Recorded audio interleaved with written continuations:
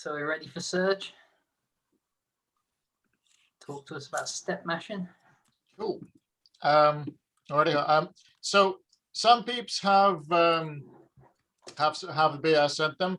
Don't open it just yet, unless you have already opened it. I'll cue you guys up. Right. Let me share my screen, and then we go on.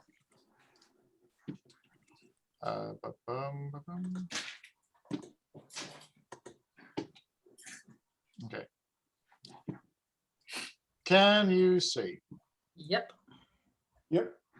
Can you also see the annoying bit at the top of my screen, which says share, pause share, and all that kind of stuff? No. No. So this presentation hasn't been a year in the making, but the experiment has, and it's all due to coronavirus, because I'll go into it later, but this was supposed to be done in person sometime last summer. But ultimately, I was very curious about step mashing, and particularly why Belgian breweries, use it all the time, and they say, this is the process, and we've been doing this for decades, and we wouldn't do it any other way. And we all know how lush and Belgian beers are, with a really good head, and like that presentation aspect, absolutely. And I was just curious, why? Is step mashing as important to that as people say it is? And kind of also wanted to understand that impact of mash schedule, because you can do it in so many different ways on head retention. Personally, and I know I've spoken about this quite a lot, for no reason, absolutely for no reason, but I'm against using malts or anything in the beer that specifically is there to enhance head retention.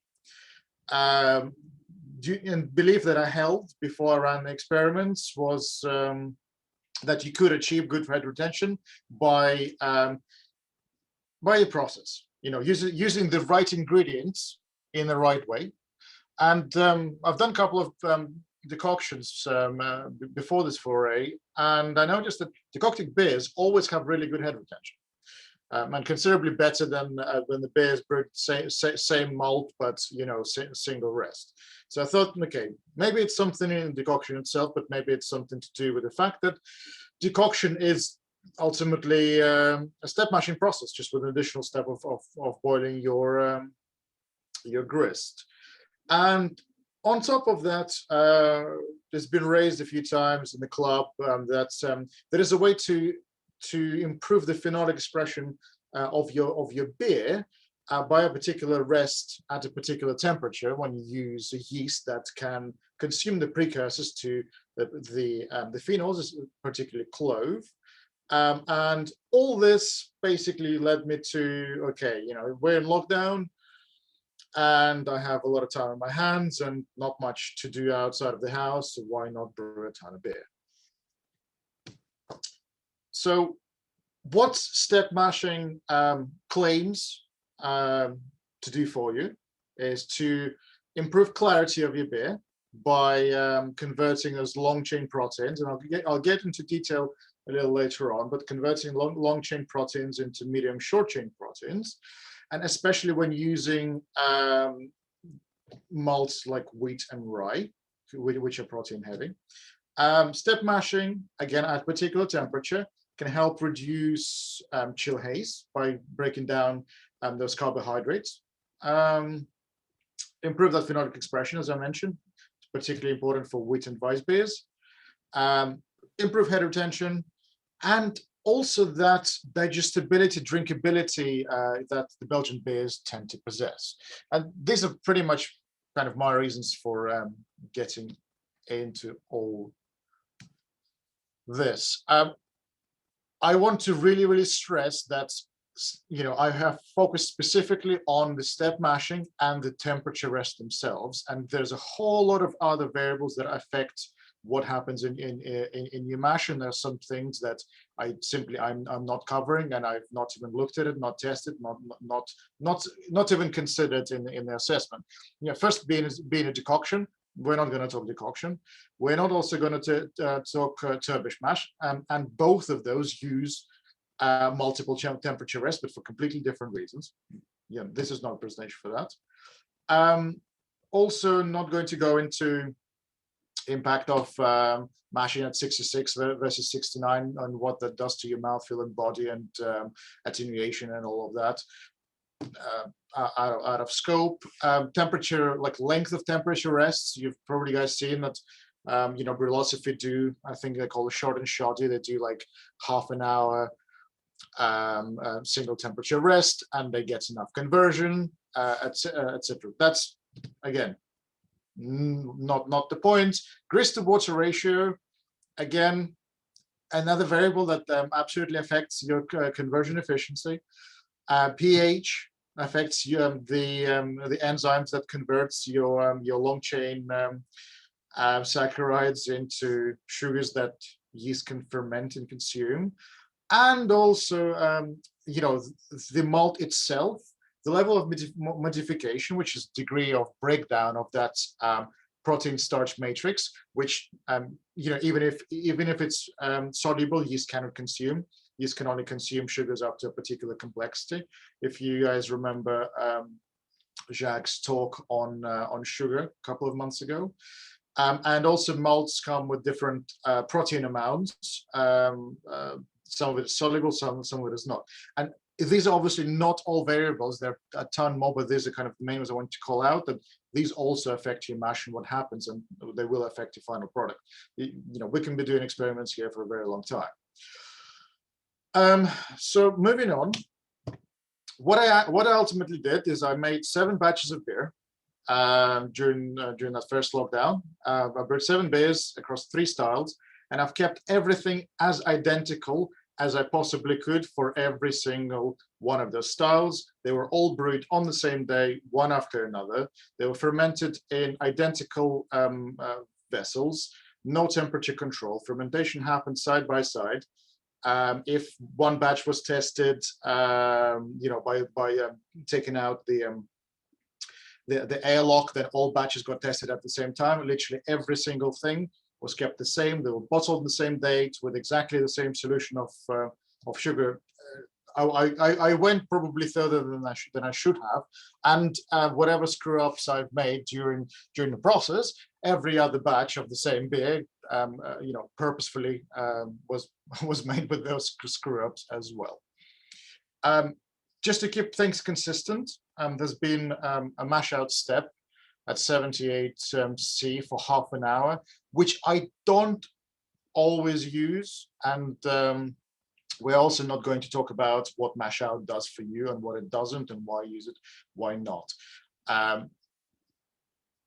You guys can read up on that, or we can have somebody else talking about that part of the process at some point.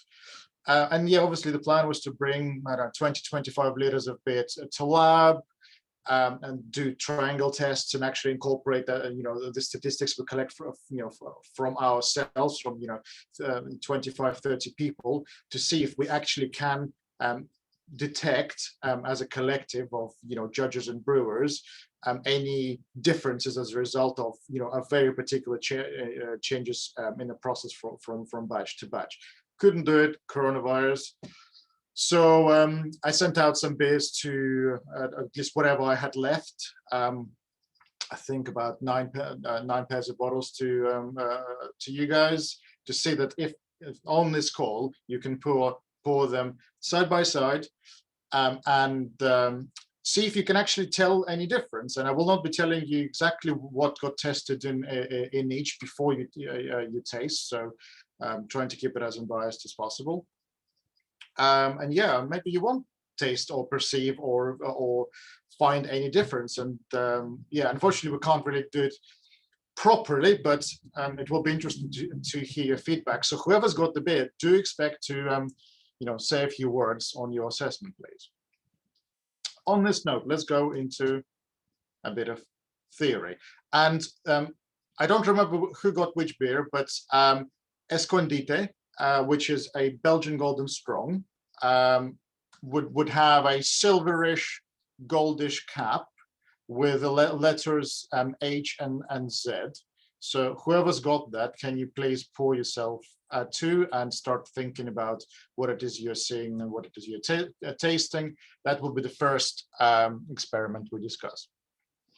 But now to theory. So what is a step mashing process? It's ultimately conducting several different temperature rests when you're mashing your grain, usually between the ranges of 37 and 78 C.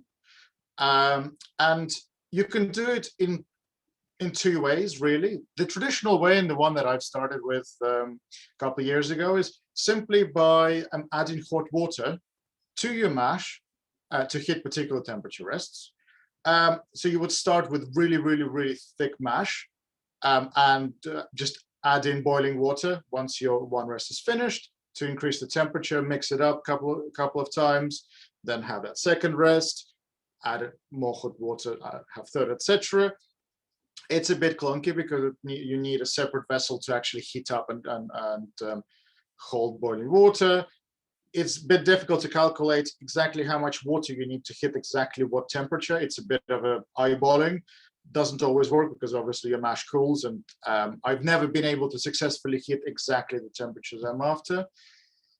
Mash pH becomes very important here because as you're adding more water of a particular pH, it will have an impact on whatever happens in your mash tun, and you potentially need to be sitting there and using acids and adjusting pH at every single rest.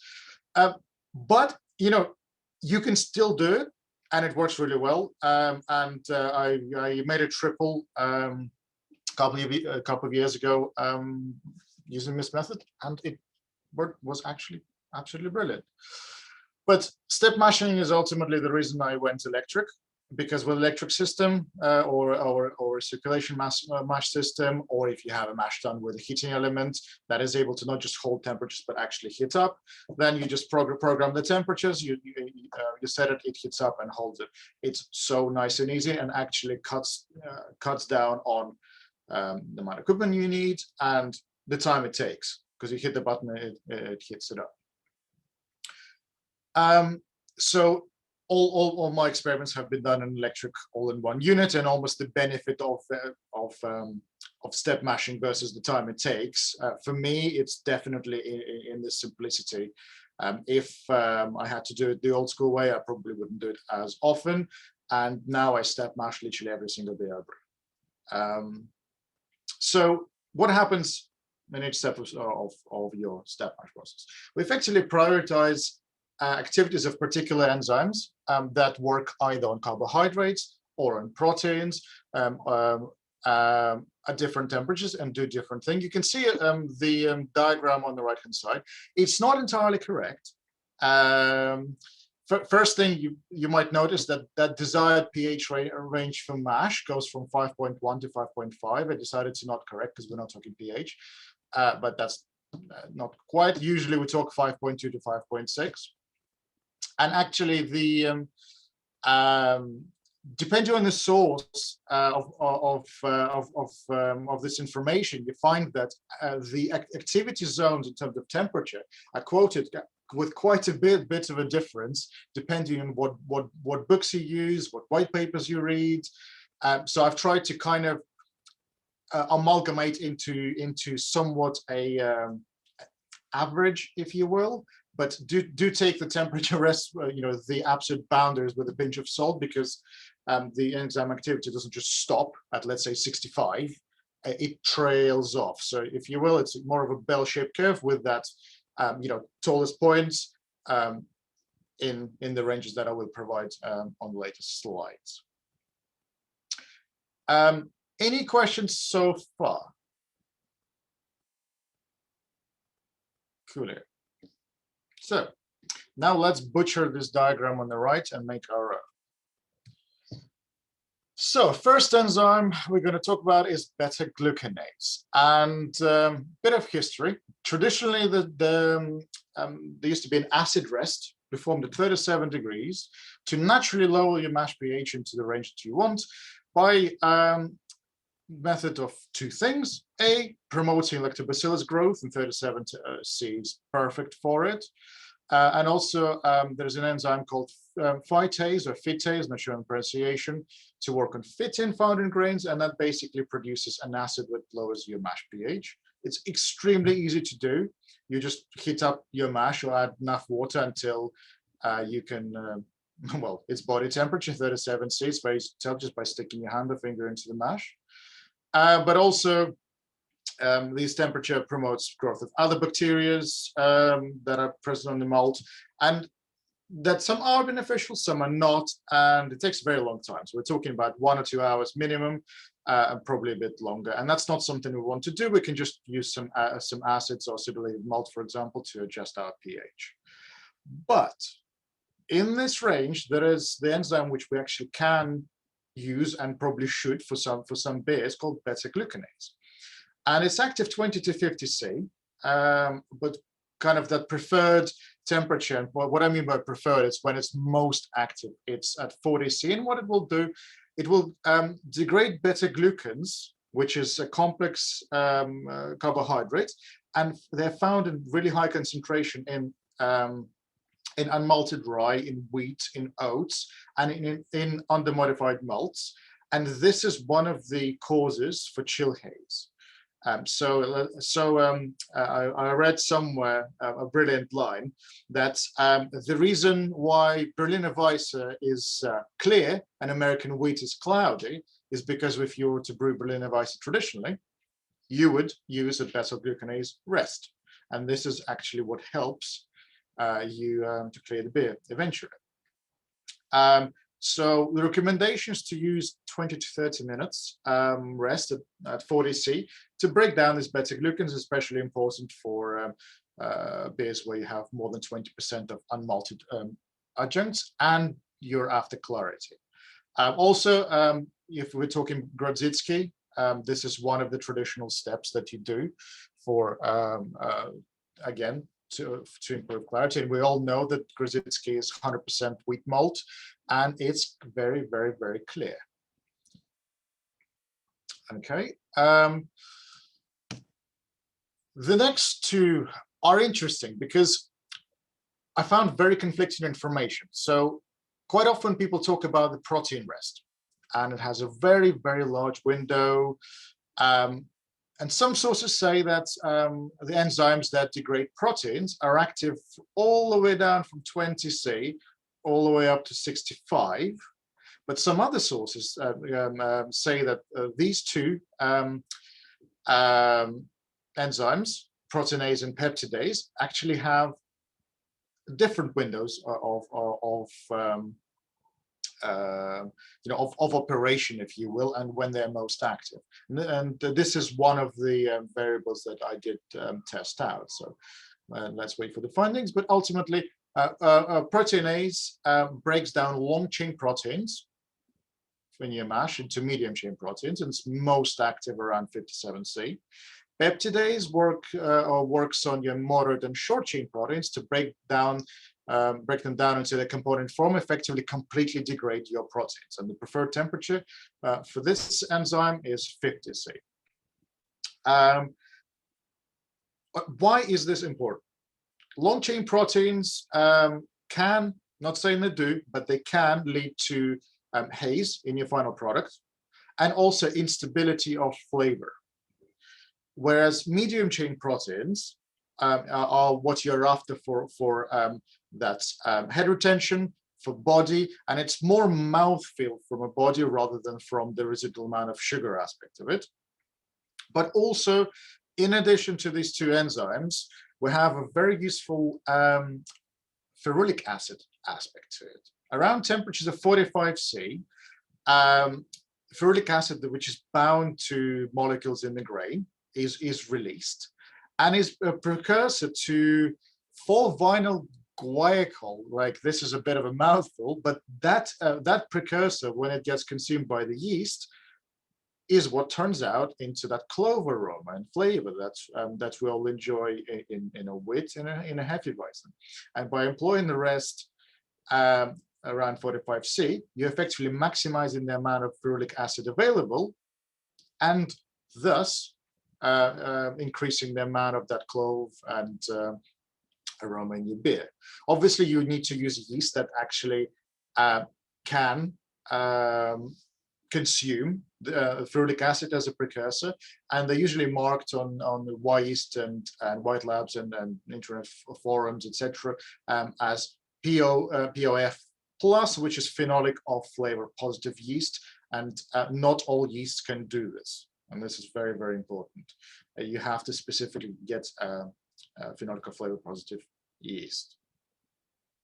Okay, if we look at the right hand side, on that which diagram I've kind of overlaid, and you can see that actually the proteinase and peptidase do cross over in the middle, but by employing rests at very particular temperatures, let's say below the crossover point and above the crossover point, we can target specific activity, and we can exclude also specific activity of a particular enzyme. Okie dokie. Now to the more familiar alpha amylases and beta amylases, and this is our usual, single rest temperatures, and these two enzymes convert starches into sugars that yeast can consume. Alpha amylase breaks down starches at random points in the chain. If you look at the right hand side, top right, this is just an illustration of a starch, and you can see that it's got one long chain and it's got branching points where it goes in, side to side. So what alpha amylase does, it's a protein. Enzymes are ultimately all proteins, but it chops the starch. It chops the starch at random points, but what it cannot do, it cannot attack the actual branching points themselves. So alpha amylase breaks a very, very complex polysaccharide into other polysaccharides just of lesser complexity, but still quite complex. So not your standard, let's say, glucose or maltose. And this is where beta amylase comes in. It can attack the absolute ends of your starches and of complex sugars, but what it cannot do is bite it right through the middle and break it up into two complex bits. So beta amylase, when it's active, it produces highly fermentable sugars, and it does actually take quite a while to work. So if you're looking for a beer that will be very dry and that wort will be, you want it to be highly fermentable, you want to prioritize beta amylase and you want to give it time. Okay. Another aspect which I've come across a little while ago, and I almost didn't believe it because I read it somewhere and there's very little information available, which is why there's only one note, one bullet point on it, but something called the glycoprotein rest. So supposedly, if you rest your mash in a very specific temperature window of 70 to 72 C, this leads to formation of glycoproteins. I'm not biochemist. Don't ask me what they are, but it's a name, and these glycoproteins are formed at this particular temperature. And what it does, it stabilizes the compounds that are responsible for head retention. I just wanted to find out. Like, it was very, very interesting how something very specific at very specific temperatures could possibly improve head retention. And for those who decoct, when you're pulling that decoction from your mash, you usually bring it up to, you guessed it, 72 C temperature, and you rest it for those 15-20 minutes, right? And then you boil it. And my speculation was that perhaps this is actually what's happening. It's not just we're doing the conversion at 72C, which still definitely happens by alpha and amylase, but we're also the process creates these glycoproteins, of which I'm guessing most of you haven't been aware and haven't heard of. So this was another variable that got tested. And this is actually, this is, we're done in terms of theory. It's all very nice and quick. Any questions before we go into actual chat about the beers?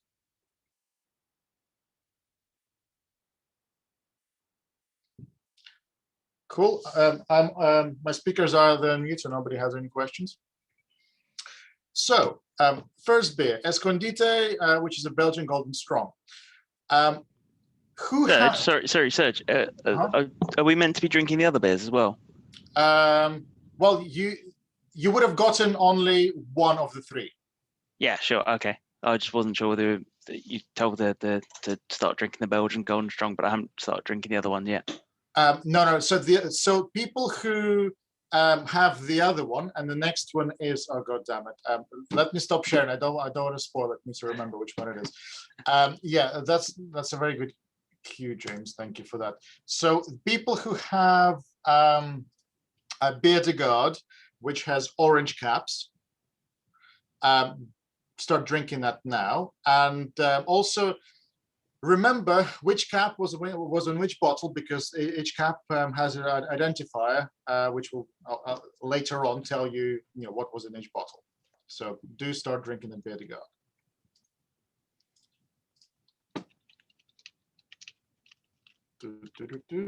Right.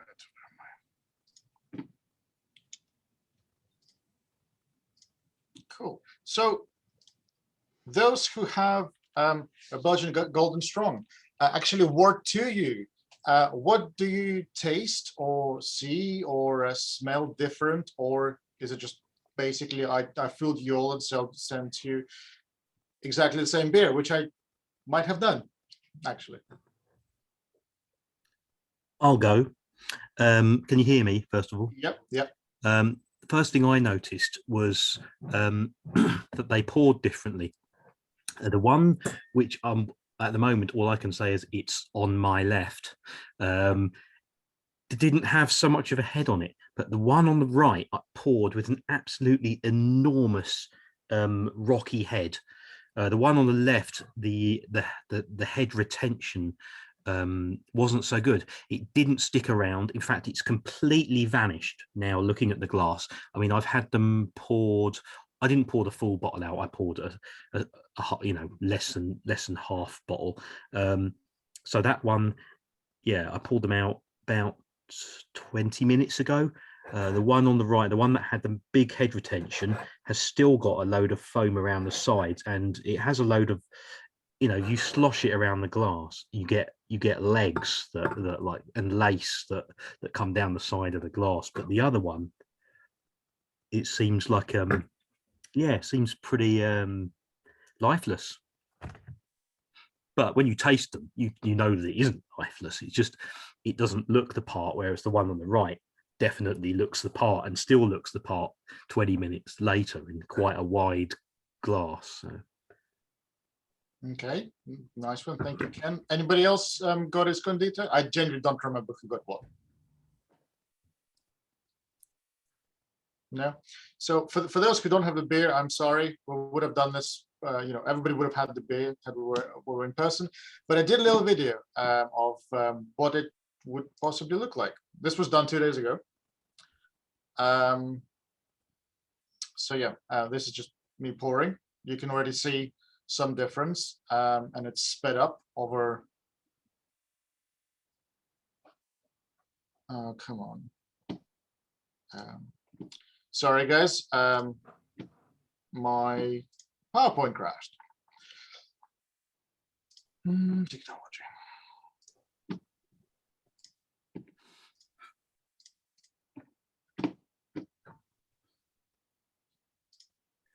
Right.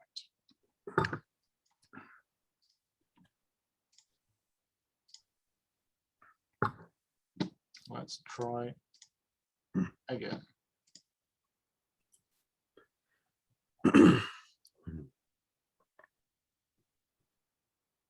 It's fairly quick. It's about 40 seconds overall.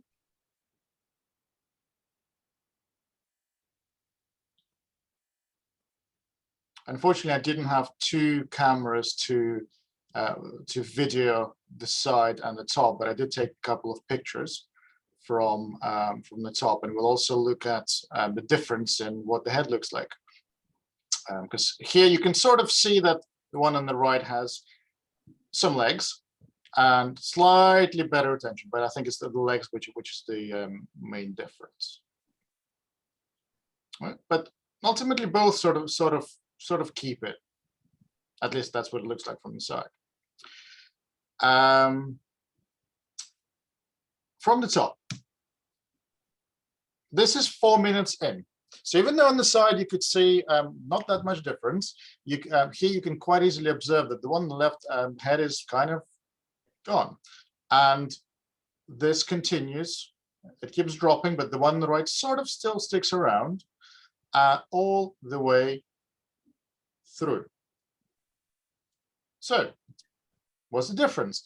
The one on the right was step mashed, and the one on the left only had a single rest. So you can see in the mash schedule, fairly simple, very Belgian, three-step mash, 56 C for 15 minutes, 63 C for 45, and 70 C for 30.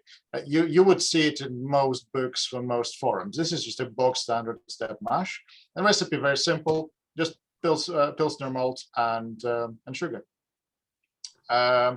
You can see some stats on fermentation. This is the only beer where the fermentation stats are slightly different. All others are absolutely identical. So the step mashing mashed beer finished 2 points higher. But if you look at the overall length of the single rest beer, it's 102 minutes, which is quite long, over 1.5 hours. And remember, I said that beta amylase,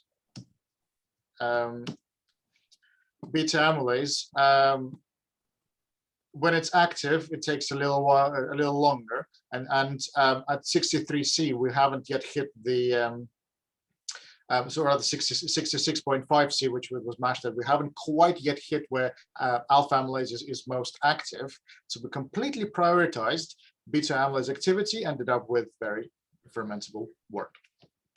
And that is my explanation for the difference in the finishing gravity. I've taken some notes 3 months in, and apologies that this is the only beer that got described 3 months in. I never thought that I wouldn't be able to do this in person, so I didn't do much. But ultimately, there's been a difference in visually. But when I tried to do a triangle test conducted by my flatmate, I couldn't actually tell the difference in the aroma and flavor. I got it 1 out of 5, and that's basically random guess. But I did find at the time, at least according to my notes, that once they warmed up to room temperature, the single rest beer had a slightly harsh edge, which I perhaps wouldn't have noticed, and I have noticed only by comparison, because the other one had flavors a little bit more together and smoother and without those hard to find edges.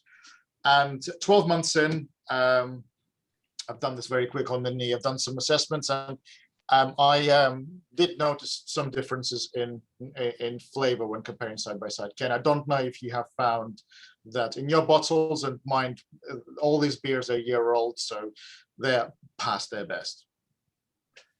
Ours are a year old as well, are they? Yeah. All the beers are a year old. Yeah. I get what you're saying about the slight harshness to the one which was single rest. Yeah. By the way, sorry to interrupt. The one that was single rest had an H, and the step mash was a Z.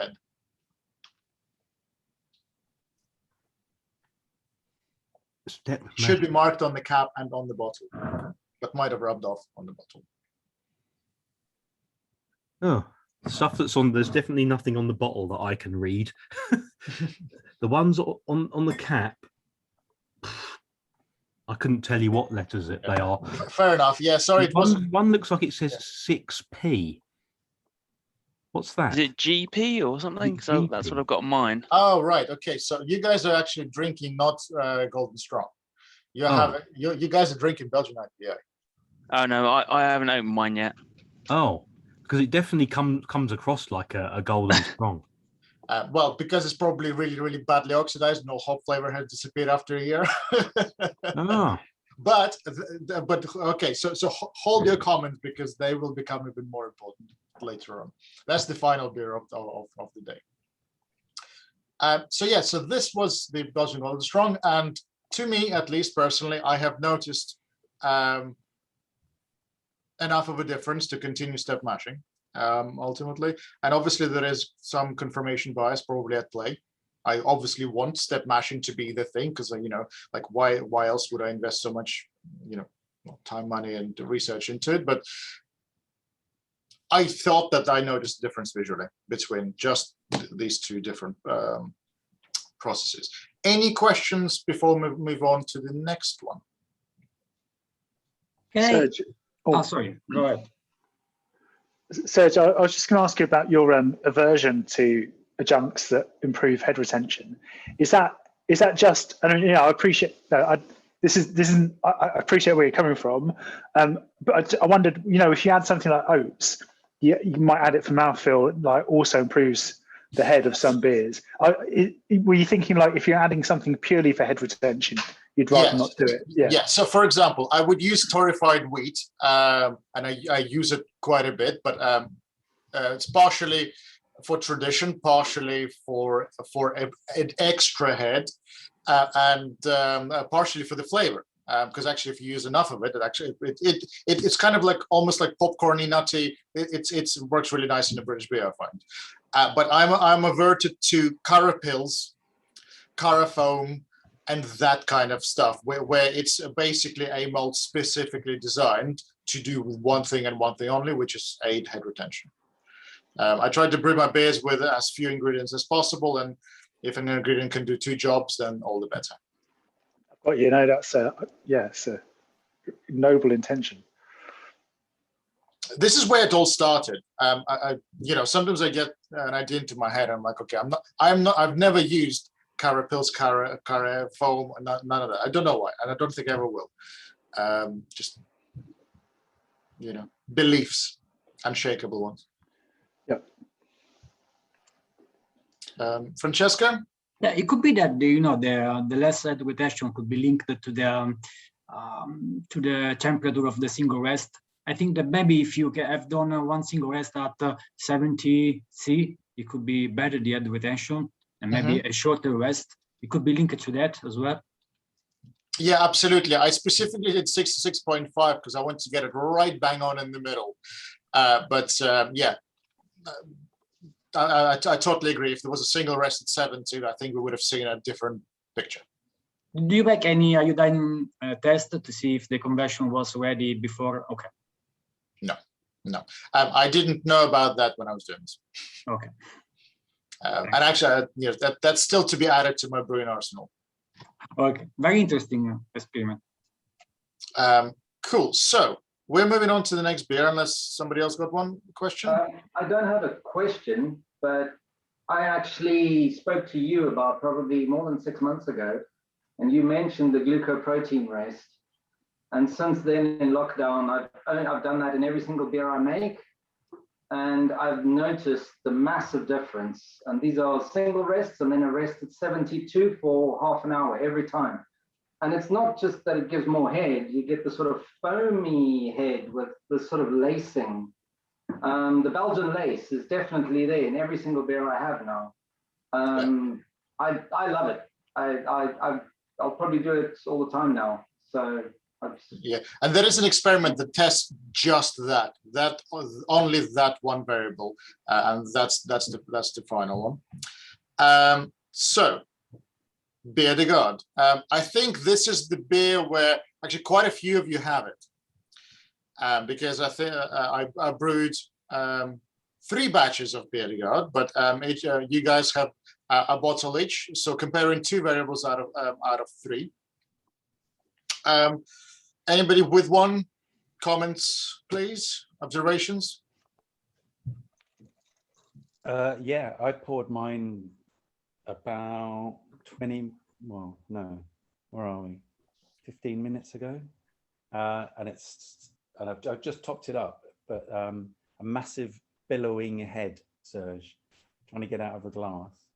And it's popping big bubbles in a really thick foam.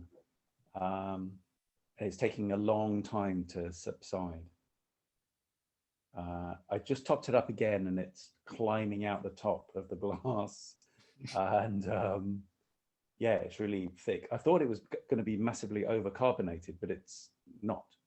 It's got a huge head, which is hanging around until probably tomorrow, by the looks of it. Thank you, Steve. And also, guys, with the rest of the beers that haven't mentioned, pour them and start drinking them. Looks terrific in that case, by the way. Thank you. And please nobody comment on how they taste, because they all taste awful. They're all old. I can smell banana. Steve, I'm if it's just banana, I'm happy. Might be my bananas. Yeah, I got the beer de garde as well, and the two I've got. I'd say that the one I poured on the left had slightly better head retention, I'd say, but actually in the flavor there was, I thought there was quite a difference in the flavor. The one on the left with the slightly better retention had more of a maltiness to it, and the one on the right, I thought that I could get kind of like more of an esteriness, slight kind of spice to it. I'm not sure if that's because there was more of that or less of the malt. Weighted to every malt was weighed to the gram. But your mash will give you different essence, different perception of it, right? Yes, it would. It would. That kind of, I think that's what I was getting from it, and also potentially a different kind of mouthfeel as well. I felt with a slightly more cleaner one in the left as well. Cleaner mouthfeel.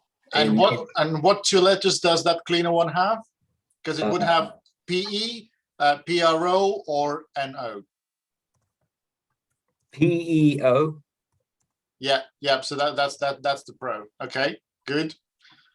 And then the other one is PE. Well, for those who would have guessed, one was Proteinase Rest, another one was Peptidase Rest. Anybody else with the beer to go?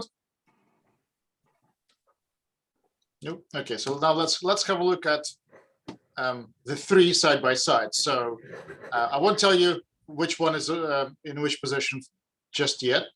And apologies, I didn't realize I covered the camera when pouring the beers, at least the first one.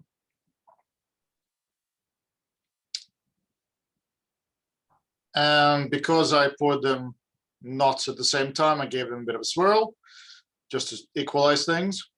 And off we go.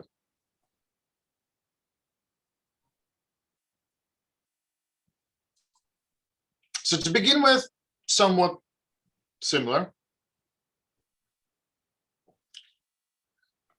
And from side, perhaps the middle one is fading a little bit quicker, but sort of even. But now we start seeing that the one on the right is going down, down, down, and the other two are just starting to catch up. And I've done this over about 20 minutes, just undisturbed, just literally letting the beers do their thing. And yeah, we kind of stop. Yeah, but also, by the way, guys, I think the chat section is flashing, but I'm not reading that, so I'm hoping that somebody will shout if they have comments or questions. So, what did it look like from the top? That's 8 seconds in, and then that's 15 minutes in. You can see that the one on the right the head has considerably dissipated. And the two on the left look somewhat similar, and we observe that 19 minutes in and 24 minutes in. Even though, you know what, like even the one on the right, head retention is not bad after 24 minutes. So the order was as per table. Peptidase, which is supposedly cutting those medium and short chain proteins into their components, destroying them completely. Proteinase, which cuts the transform the long chain proteins into medium chain proteins, which we want for that mouth feel and head retention. And the one on the right had literally no protein rest whatsoever. Stats are identical. You can see the recipe on the right-hand side. So it's a recipe you would have expected to produce a good head to begin with, even without additional movements. Some things to point out what I noticed 3 months in is that, yes, the one on the left, peptidase, at 50C did have a little more of a phenolic aspect to it. It was kind of a bit stinky and dungier. I didn't, unfortunately, do a rest at 45C to maximize this phenolic aspect because I specifically wanted to look at peptidase. So perhaps at 45C, phenolic expression would have been even better. The one in the middle had slightly sharper roast profile, and the one without the protein rest just had slightly less aromatics and less flavor definition compared to the other two. Visually, 3 months in, I couldn't tell them apart. But on the aroma and the flavor, I could. 2 days ago, I did notice some differences in the flavor, and Philip, you've mentioned that you have as well. I found that the peptidase one was actually more mouth-filling and smooth. But the no protein was, while still more mouth-filling, somewhat harsh and unpleasant. And I don't know if any of you got the no protein. It would just literally be an NO on the cap. But these are my observations, obviously, from just a one bottle of each. We can't make conclusions. But what we do observe here is that, yes, there is a difference of some kind, and the protein rest, the peptidase and proteinase, which sometimes are claimed to actually have a detrimental impact on head formation, head retention, actually didn't have that compared to the batch where the protein rest wasn't employed. And any questions on this beer?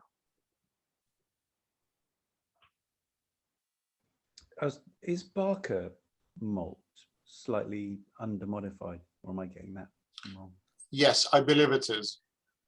So would doing a protein rest on that,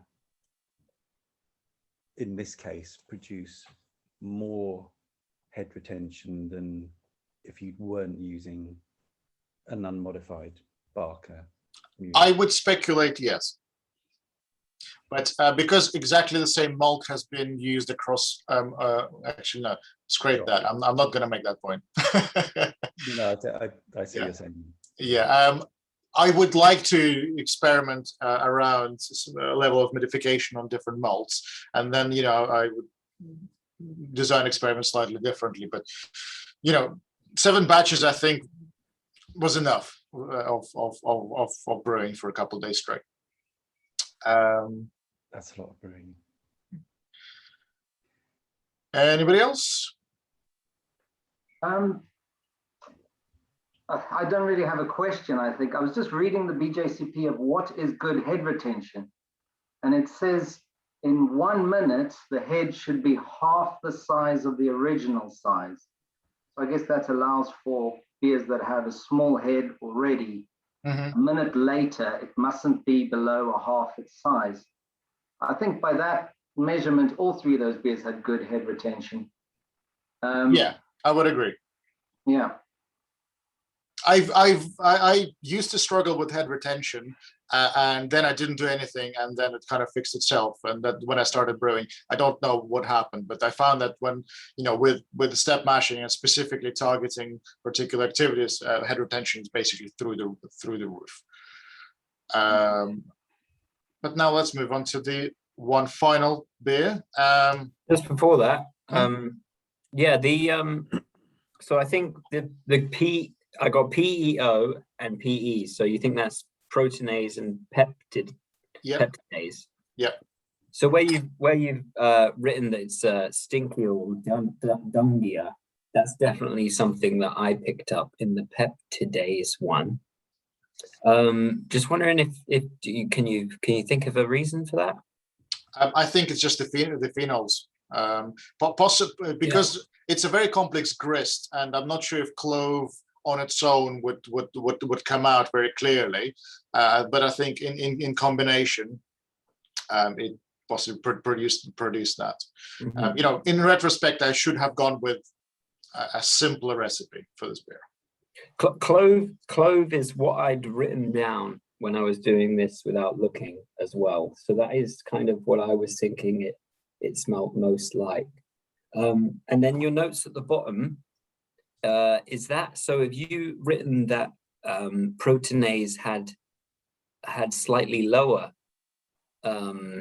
aromas but higher flavors? Yes. Okay.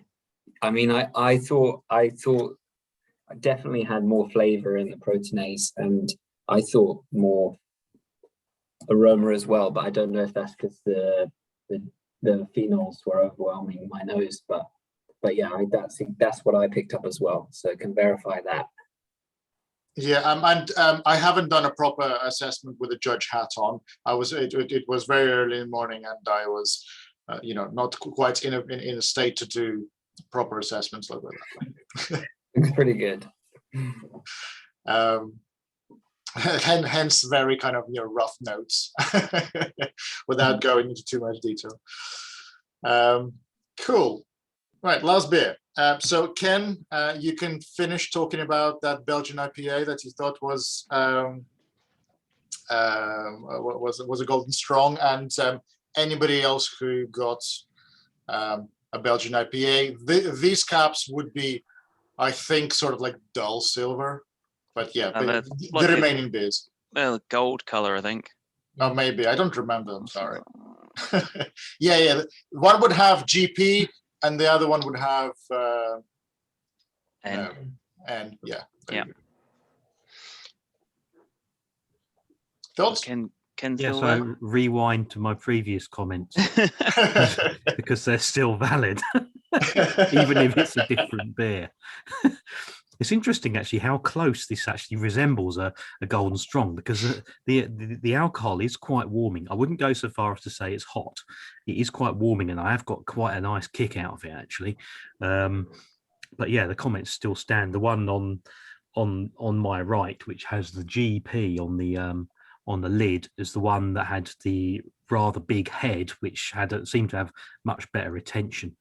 In terms of flavour, there was very little to choose between them. I thought the one on the left might have been slightly more crude. The one on Which the one was right, the one on the left? Sorry? Which one was the one on the left? The one that has an N on the cap. Yep.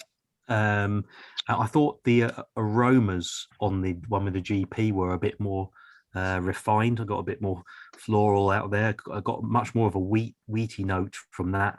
And yeah, whereas the esters seem to come through a bit more on the one on the left, the one with the N cap.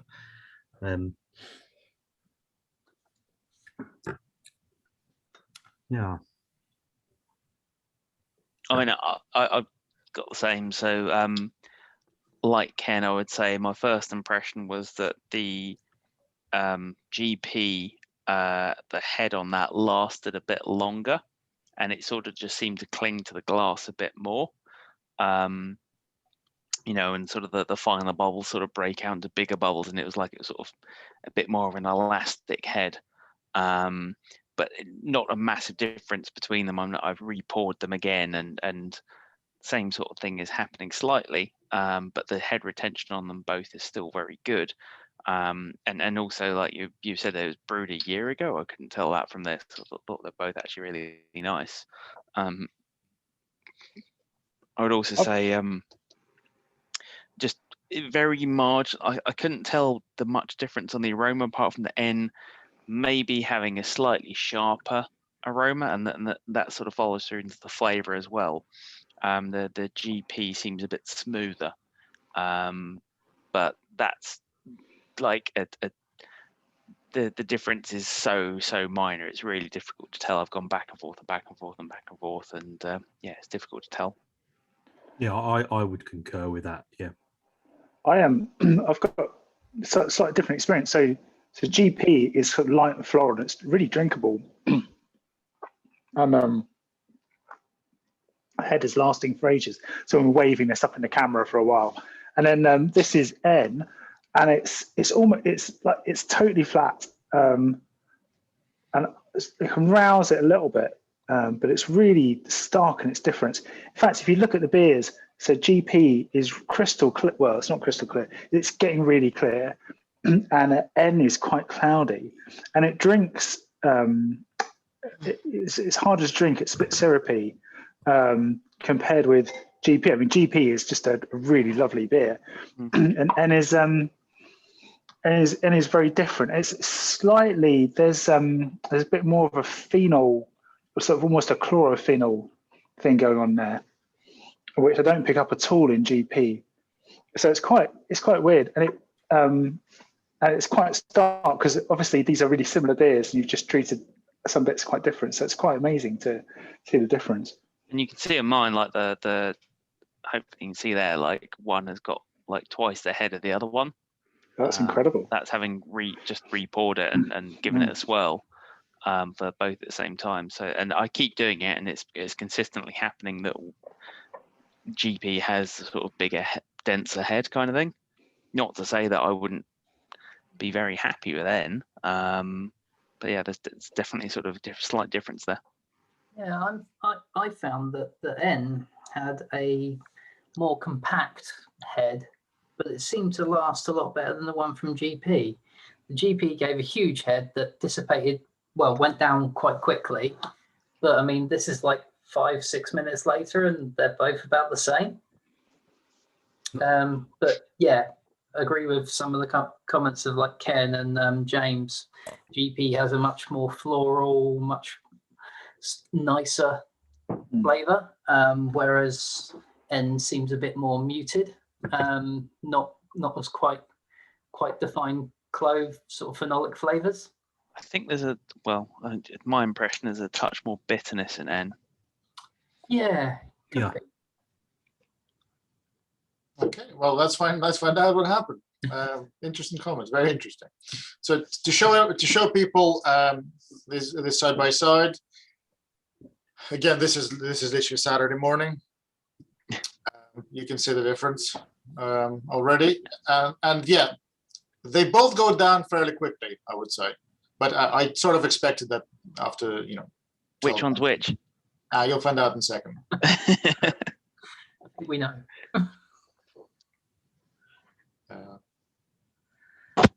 I just realised you've written on the side of the glass. I thought there was something floating in there in the first couple. I know. I wanted to mark off to try to keep things as even as possible. You know, the pouring line. From the top, they look quite different. And that just continues on. So the only variable here was a glycoprotein rest. So first beer, the N single rest was 65 C for half an hour, and the second, which all of you commented except for Daz, that had better retention, simply had an additional half an hour at 72 C, and that's what Jack mentioned a little earlier, that since he started employing 72 C rest, all beers have a huge, amazing head with legs. I did find some notice in aroma and flavor, but I'm not going to go into it. I think I kind of agreed with you guys generally, and I did find it a little bit smoother. And on the right-hand side, you can see the recipe, fairly simple, fairly standard for a Belgian IPA. Perhaps the yeast is not as standard, but hey ho. So now we're going to go into final two slides. I feel like I've been talking for close to an hour. That's definitely too long. My recommendations, and from the findings, and this is not just my recommendations. This is literally what I do for my beers for the past just under 12 months consistently. I have not made a single rest beer since then. So all beers as standard get the schedule at the very top, 57C for proteinase, then 67C for an hour to do the main conversion, and then glycoprotein at 72. I would sometimes obviously play around with that middle rest. I would do 65 or 69, depending on the style, and that's up to you guys. And we all know what to do in that temperature range. And a proteinase rest, I mostly employ not for head retention, but it allows me those 15 minutes to stabilize my mash pH before the main conversion begins, because my water goes up and down in terms of alkalinity, and I have to add acid twice, once as a main chunk, and then adjust a little bit before main conversion starts. To improve clarity in your beers with high amount of adjuncts or wheat and rye and oats, same schedule, but a 20 minutes at 40C should do the job. This is the variable that didn't get tested, and I would say that all beers came out hazy, and the clarity aspect I didn't really explore. That's perhaps another talk and another experiment. For phenolic expression, 45C for 20 minutes. You can always, of course, extend this. So I've quoted sort of somewhat minimum, so that it doesn't add too much to your brew day. And for a Belgian beer, I would split and actually target the beta at 63 and alpha amylase at 70C. Because I have time, and I do two separate rests, one at 70, one at 72. I would speculate that if you did a rest just at 70 or just 71, you would achieve the same results, but shave off half an hour. But I haven't tested, so I cannot make that recommendation just yet. So, conclusions, as I mentioned. No noticeable improvements to clarity as a result of protein rest. Phenolic expression has been increased, noticeably so, but perhaps not as much as it could have with a rest specific at 45C, which targets that ferritic acid release. We have found that there is a huge improvement to head retention, and mostly so from a glycoprotein rest at 72. And if you were to take away one thing from the presentation and implement it into your brewing, do this. Don't mash out, but do it like a protein rest at 72. I did think, again, possibly confirmation bias, that beers that employed multiple temperature rests just had that little bit of intangible element of smoothness, cohesiveness, not as edgy. All the flavors, melding together a little bit better. And I also thought that those beers, the flavor was more stable over the 12 months. This is not something I set out to test to begin with, but I thought that those beers, compared to single rest in particular, just retained the flavor for longer. Ultimately, it's another tool in your brewing arsenal at the expense of what? An extra hour at most for an additional rest or two. So yeah, that's it. Thank you for listening. Any questions? Obviously happy to share the pack and rewind some slides just now if you want. Our very own London philosophy. Yeah. Yeah. That was awesome. That was awesome. Thank you. That was excellent, Serge. Excellent, mate. Thank you, guys. Cool. All right. Well, that's it. I'll do another one in a year's time. Is that the same beer? It's 2 years old, isn't it? Oh no, there are none left. I did pour away a few before I thought, oh, maybe I could send them out. So, sorry, just to check, you brewed these beers. So like when you've got the same beer but with different sort of rests and things like that, you brewed them like a day apart. No, on the same day. So on the that same beer day. de garde, I brewed 3 beers in one day. That's some dedication. And what was the batch size? About 10-15, but because I wanted small fermenters, and because I specifically wanted kind of for testing and all identical, it was 5 liter fermented of each. I mean, yeah, that's a lot of dedication to doing that, and it massively improves everybody's education on this, because you can see there is seeing it again now, there's a difference. Like there's sort of not a lot left in both glasses I've got here, but the one that had the extra rest in it is like still just sitting on top of a very small amount of beer. But also, like, to do a small volume like that, and after a year, there doesn't seem to be any signs of oxidation in this. So yeah, great brewing. Thank you. I've still got a lot of kind of head retention and lacing in this one. This is the Proteinase beer de garde, but a huge amount of head retention. We talked about that 72-degree rest about a year or so ago. Yeah. That's when I first came across it, and I tried it once. And it seemed to work, but I didn't know if that's what worked or maybe it was something else. Because I had the same. I was struggling with head retention, and then started doing the high short German, like 63, 72, one for like 40 minutes and then 30 minutes. That made a massive difference. It's and even now, having finished the beer, there's still like a whole load of foam just sitting in there. And up the side of the glass. Serge, just to go off at a tangent a little bit, I think you touched on the fact that none of the beers were bright. What sort of conclusions can you draw? Because I've never had a problem with beers dropping bright. After 2, 3, 4 days, they are bright in the bottle. Can you draw any conclusions at all? So no findings of any kind have been used at all. I've never used findings other than findings. But I would probably point to my water, because I somewhat struggle to get my beers to clear, even when using findings. And I don't know exactly what the reason is. I haven't really found it, but yeah, I find my beers, the only beers that drop clear are bitters and porters and beers that are perfect, that London water is perfect for. Others, not so much. I'm really not sure.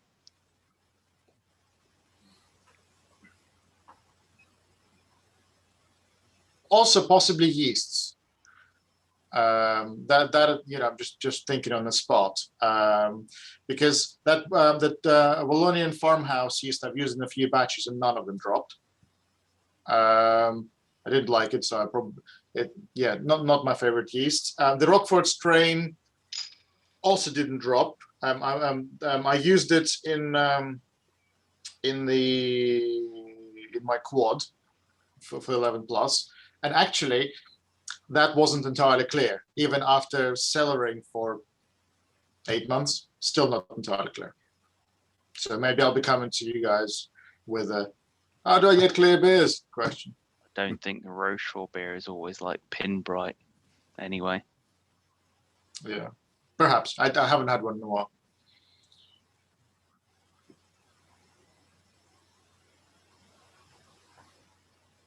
So yeah, right. Well, I'm gonna go for a little break, guys.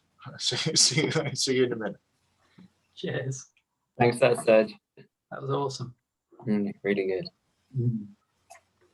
Does anyone, if you're going to do this for a lager mash, would you do anything differently than what Serge recommended for regular beer.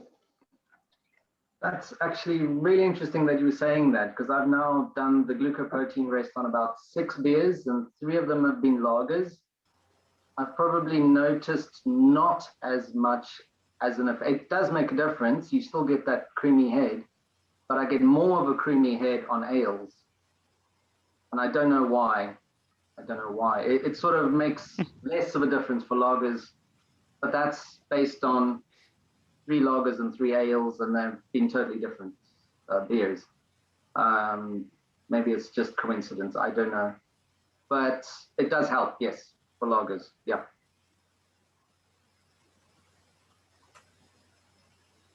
Maybe northern brewers could be persuaded to use this technique so that their publicans don't have to put sparklers on their pumps, which enormously ruins a beer in my view.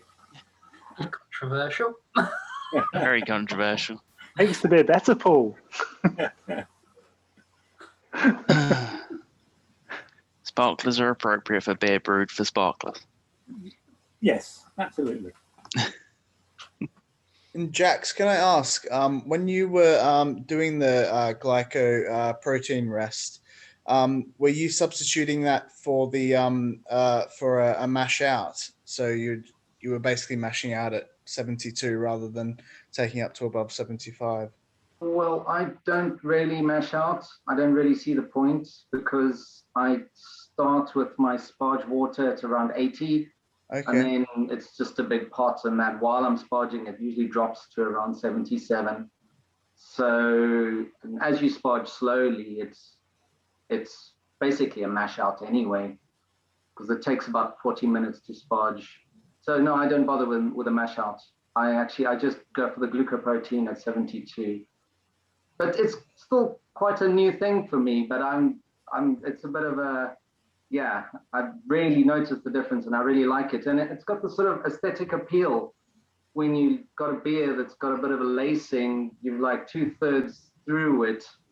You know, we always drink beer and it's the first few sips that are really nice, but we don't think about the last few, just like down it.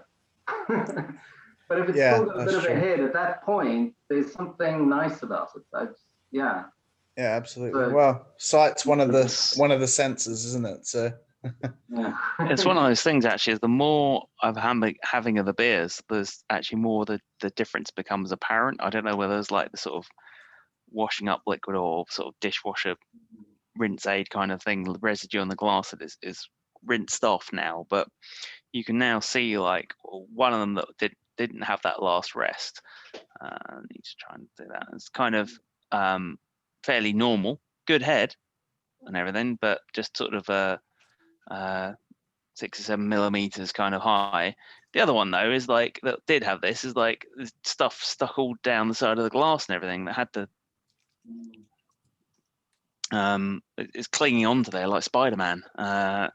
So yeah, it does seem to make a big difference.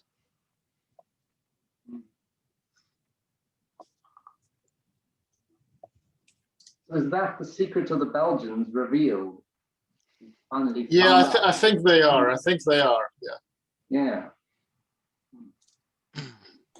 Does that mean the monks are going to come and get you? Perhaps. So if you guys don't hear from me, you know what happened. I read a Dan Brown book exactly like that. It is interesting what you say, Serge, though, about like water and the interactions with the yeast or other parts of the beer. And I'm starting to wonder whether it goes beyond just pH in the mash.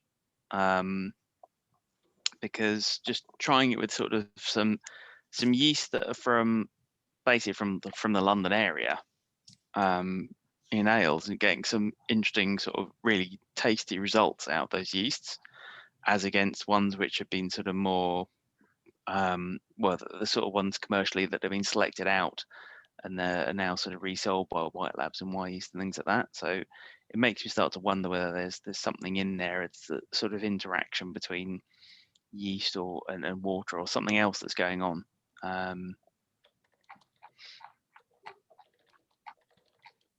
Yeah, look, I don't know if you guys saw the comment from Lucas. He just mentioned that water has a huge impact on clarity of paler beers, and since you started using RO, clarity improved massively.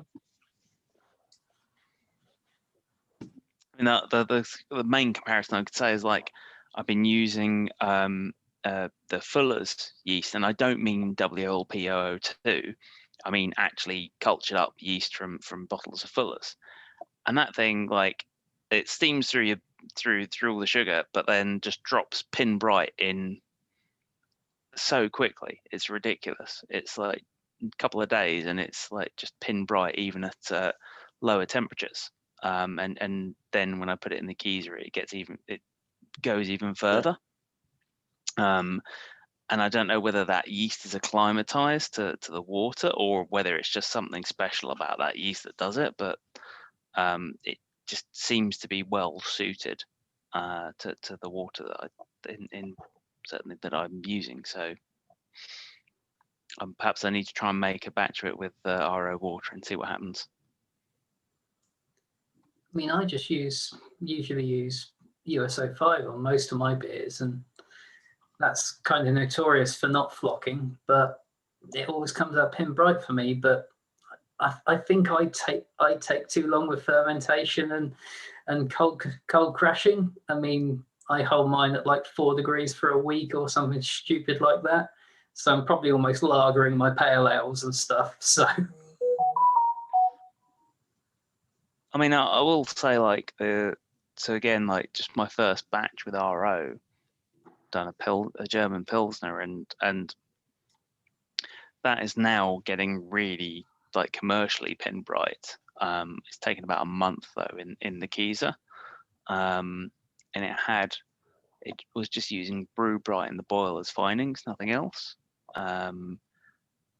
But the biggest difference for me was I wasn't getting as much in the way of sulfur off the fermentation and left in the beer. And it's the first time I've used RO. I've not really changed anything else, but normally with that lager yeast, I end up getting sort of quite a bit of sulfur in the fermentation. So, but again, might be a slight difference. What did you do, James? Did you cut your water with RO, or did you start with RO and then add salts back in?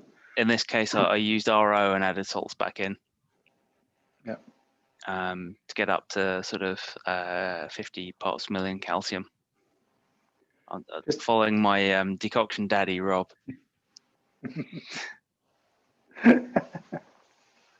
It was decocted as well. So, because you never know kind of what's like unless you've done loads of experimentation on what's causing it, you don't quite know what's triggering the sulfur. So it could be really small amounts of micronutrients in the tap water, or it could be something fairly macro. And yeah, it's difficult to know. I mean, I've had my, obviously, like I've had my tap water analyzed, and I monitor it regularly, and in as much as all sort of the brewing literature suggests.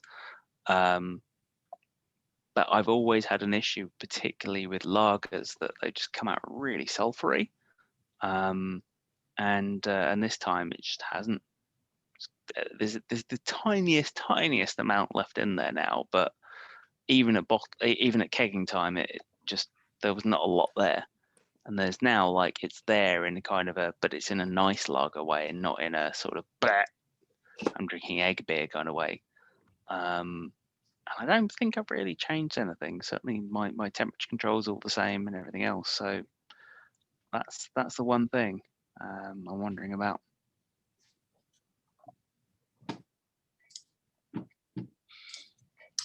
So James, you're next with some experiments then? Quite possibly.